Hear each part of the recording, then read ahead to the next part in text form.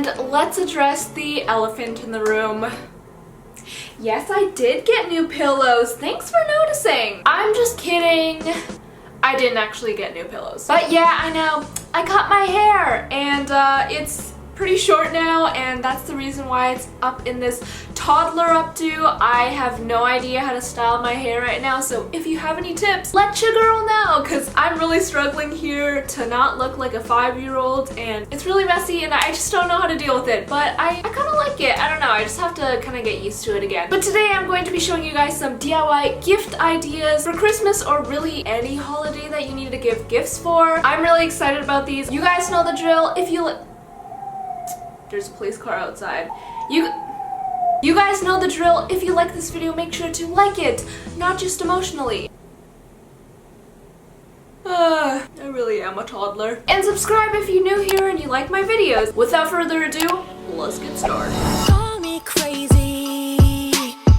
Doesn't hurt, I've heard worse than the trash. So for this first gift idea, it's a DIY gift box photo album thingy-majig. What I basically did was I found a bunch of cool photos online. I actually chose some photos that were gradient from pink to blue. I got them printed in square just so that it would be easier and I wouldn't have to cut it myself. And in total, it was only about like $2, so it's super affordable. So since I wasn't actually gonna give this to anyone, I chose some pictures that were kind of blank so that I could draw some stuff on top of it. But if you do choose to print pictures that are with you and a friend or whoever you're giving it to, you don't have to draw anything on top. You can just skip this part, but I'm going to show you guys what I decided to put on the photos. So for the first one, I decided to draw a dream catcher because I wrote the word dream across all of the photos and I thought a dream catcher would be perfect. So I just took a permanent marker and I just drew this according to a picture I looked up on Google. Also, if you don't want to draw on top of the photo like I'm doing here,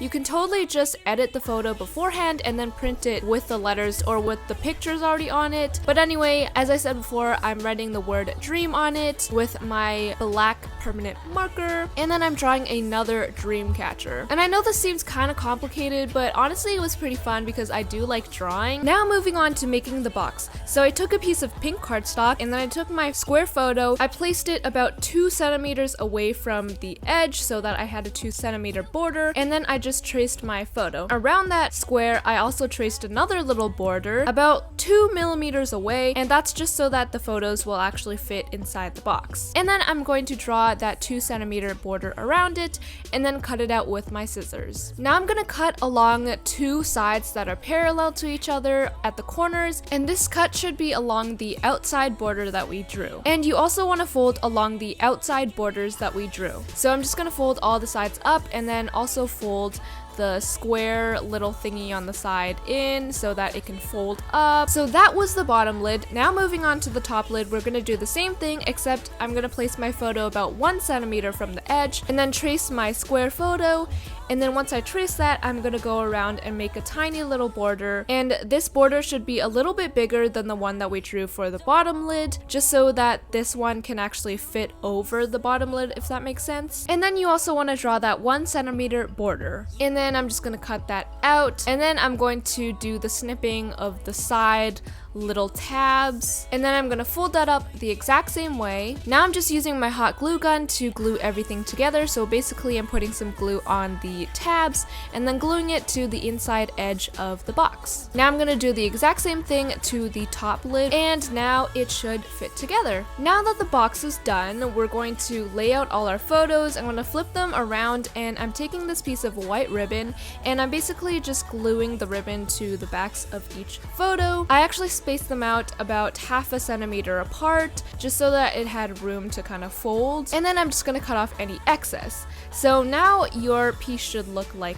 this. So I put them all inside the box to see that they fit, and then I'm gluing the ribbon to the top lid, and then I'm also going to glue the bottom piece of ribbon to the bottom lid. And now they should all be connected. Now I'm making the bow for the outside of the box. This is optional, but I thought it would make it a little bit cuter. You can decorate it however you want, and I'm just gluing that to the top of the lid. This is what the end product looks like. I thought it was just a cool idea for a photo album, and if they really want to, they can also use this as room decor. They can just hang it up on their wall. Yeah.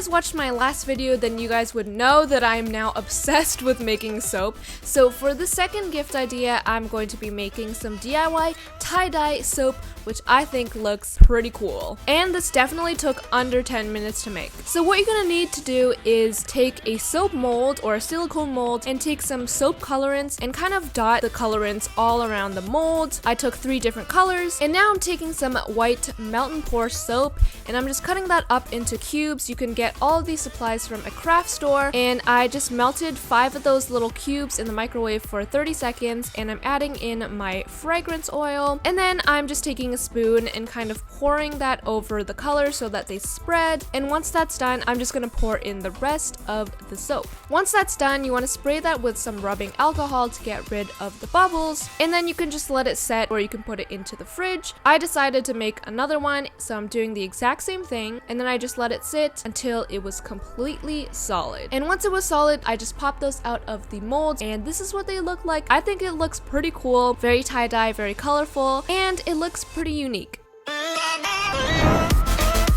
Since this is a Christmas/holiday presents video, I decided a calendar would be perfect because the new year is coming up very soon. So I'm gonna link all of the calendar pages down below. I adapted these from a set of calendars that I saw online, but they didn't really match what I was looking for because I wanted to be able to draw stuff on top. So I'm gonna link my version and the original version down below so that you can choose. And basically what I'm doing is drawing whatever I want. I'm really obsessed with like plants and cacti, so I just looked up a bunch of pictures on Google and started drawing them onto the pages. But you can also just edit the calendars on your computer first, put some pictures on there, put some pictures of cacti, or I don't know, whatever you want to put on the calendars, and then print them out so that you don't have to draw anything on them. That's totally up to you, but I just want to show you guys the idea of making a calendar as a gift. And to put them all together, I just clipped on 2 of these mini clothespins, but you can also use a clipboard. Just use whatever you have lying around the house. And yeah, I think this turned out really cute. So let me know down below which one was your favorite, which one would you want to receive,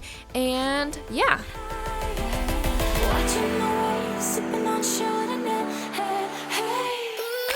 So that is pretty much it. Thank you so much to Jennifer Litz on Instagram for watching. I love you so much. I will see you guys next time. Bye!